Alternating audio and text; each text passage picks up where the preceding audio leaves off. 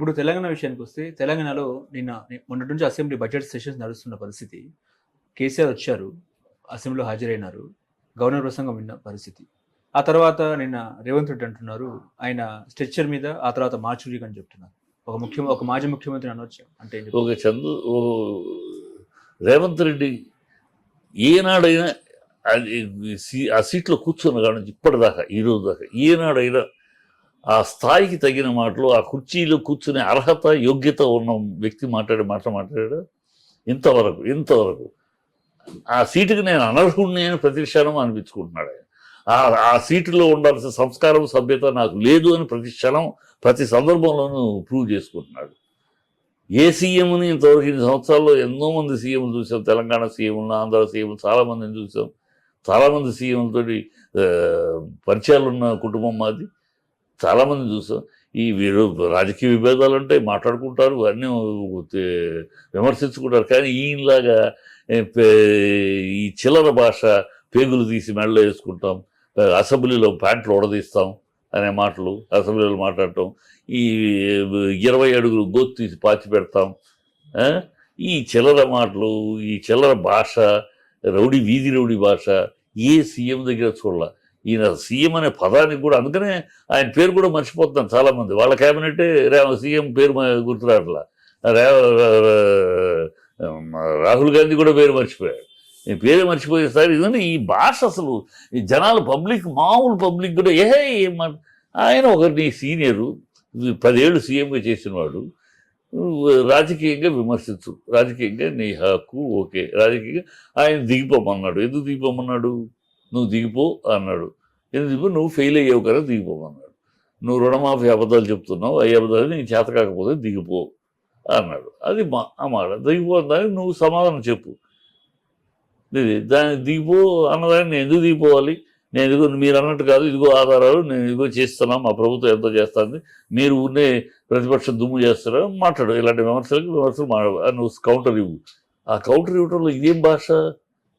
మారకపోతే మార్చుడికి పంపిస్తా, నువ్వు స్ట్రెచ్చర్ నుంచి స్ట్రెచ్చర్ మీదకి వచ్చావు.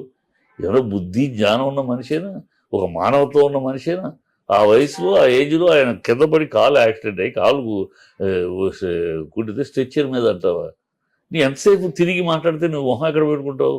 భూమికి జాయిన్ లేవు, నువ్వేంటి అని అంటే ఎంతసేపు నేను అంటానికి? భూమికి జాయిన్ లేడు, ఈయన పెద్ద పుడిగిలాగా మాట్లాడుతున్నారు అని అన్నారు అనుకో, ఎంతసేపు ఆ మాట్లాడటానికి? ఎందుకంటలా? ఆ సీఎం నీకు గౌరవం ఇచ్చి కాదు, సీఎం సీటుకి గౌరవం ఇచ్చి. ఆ సీఎంలో ఎవరు కూర్చున్నా ఆ చేయరు. ఈయన మాట్లాడే మాటలన్నీ ఇలాంటి మాటలే. సోనియా గాంధీ కాళ్ళు గడిగి నెత్తిని పోసుకోవాలి ఈ ప్రజలు. ఏ సిగ్గుందో? కాళ్ళు కాదు, నువ్వు పోసుకో, తాగు కావాలండి నీళ్ళు. నీ కర్మ అయితే అది, నీ బతుకు అది అయితే. చంద్రబాబు దగ్గర ఉన్నప్పుడు సోనియాని ఇష్టం వచ్చినట్టు తిట్టావు, ఇవాళ సోనియా దేవత అంటారు, అది నీ కర్మ అది. అందుకని ప్రజలందరినీ 4 కోట్ల తెలంగాణ ప్రజలు ఆవిడ కాళ్ళు గడిగి నెత్తిని పోసుకోవాలా? ఎవరికా కర్మ? నీకు పట్టిందేమో కర్మ, మీ కాంగ్రెస్ వాళ్ళకి పట్టిందేమో కర్మ.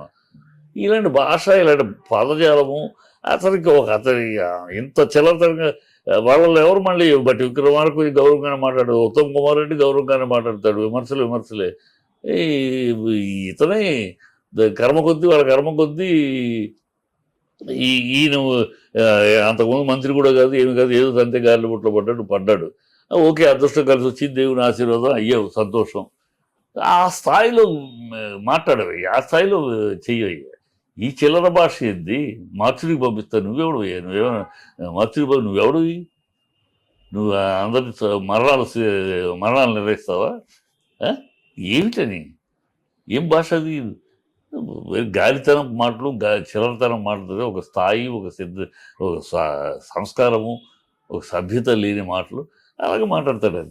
అదేమంటే నేను విమర్శిస్తాను, ఆయన విమర్శిస్తూ ఆయన అన్నాడు దిగిపోమని అంటారా? ఏ స్టేట్లో అంటలేదు, ఏ అపోజిషన్ పార్టీ అంటది, రన్నింగ్ పార్టీ ఎక్కడ ఫెయిల్ అయినా రాజీనామా చేయి అంటది అనేది కామన్. దానికి రాజీనామా ఎందుకు చేయాలో నువ్వు సమాధానం చెప్పు. అవసరం లేదు, మేము అన్నారు కనుక రాజీనామా చేయాల్సిన అవసరం లేదు, ఇదిగో మీరు అన్నదానికి సమాధానం, దీటైన సమాధానాలు చెప్పు.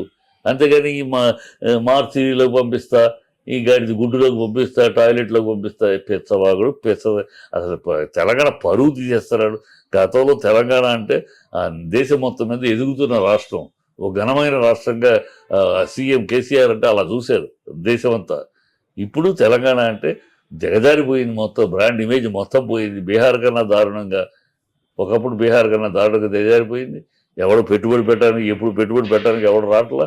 వస్తే ఎక్కడ హైడ్రాని వీళ్ళు ఏం కూలుస్తారో, ఎప్పుడు ఏ నిర్ణయం తీసుకుని కూలుస్తారో. వీళ్ళకి 6 ట్యాక్సులు, ఇప్పుడు ఎవడేం కావాలన్నా 6 ట్యాక్స్, రాహుల్ గాంధీ, రేవంత్ రెడ్డి ట్యాక్సులు. ఈ అట్లాగే ఎవడు రావట్లేదు.